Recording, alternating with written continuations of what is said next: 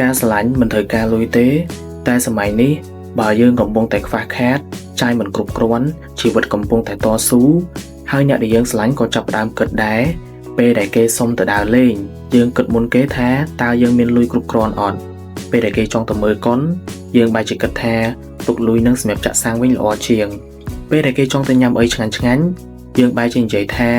ញ៉ាំធម្មតាក៏បានអញ្ចឹងមិនមែនមកពីយើងមិនស្រឡាញ់គេទេប៉ុន្តែមកពីយើងកំពុងតែព្យាយាមរស់យ៉ាងត្រដាប់ត្រដួសអញ្ចឹងមនុស្សខ្លះនិយាយថាស្នេហាពិតមិនគិតលើរឿងលុយទេតែការពិតពេលជីវិតចាប់ផ្ដើមខ្វះខាតលុយសម្ពាធក៏ចាប់ផ្ដើមចូលមកយ៉ាងច្រើនព្រោះថាស្នេហាមិនមែនមានតែពាក្យថាស្រឡាញ់ទេមានទាំងការទទួលខុសត្រូវការគិតគូរនិងភាពនឿយហត់ដែលមិនហ៊ាននិយាយចេញមកមនុស្សដែលគ្មានលុយភាគច្រើនមិនខ្លាចក្នុងការហត់ទេតែខ្លាចឲ្យមនុស្សដែលខ្លួនស្រឡាញ់ត្រូវមកលំបាកជាមួយនឹងខ្លួនហើយរឿងដែលឈឺចាប់បំផុតណានៅពេលដែលយើងព្យាយាមគ្រប់បែបយ៉ាងតែចុងក្រោយគេបែរជាថាឲ្យយើងថាយើងអត់ដែលផ្ដល់ពេលវេលាល្អៗឲ្យគេទេចឹងអត់មានអ្នកគេចង់ក្រទេហើយក៏អត់មានអ្នកគេចង់ឲ្យមនុស្សដែលខ្លួនស្រឡាញ់នឹងខកបំណងខកចិត្តដែរបាទសម័យនេះ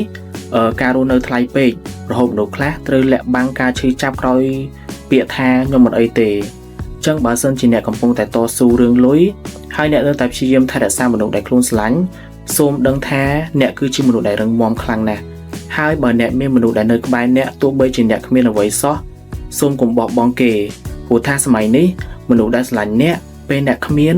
កម្រជាងមនុស្សដែលស្រឡាញ់អ្នកពេលអ្នកមានអ្វីគ្រប់យ៉ាង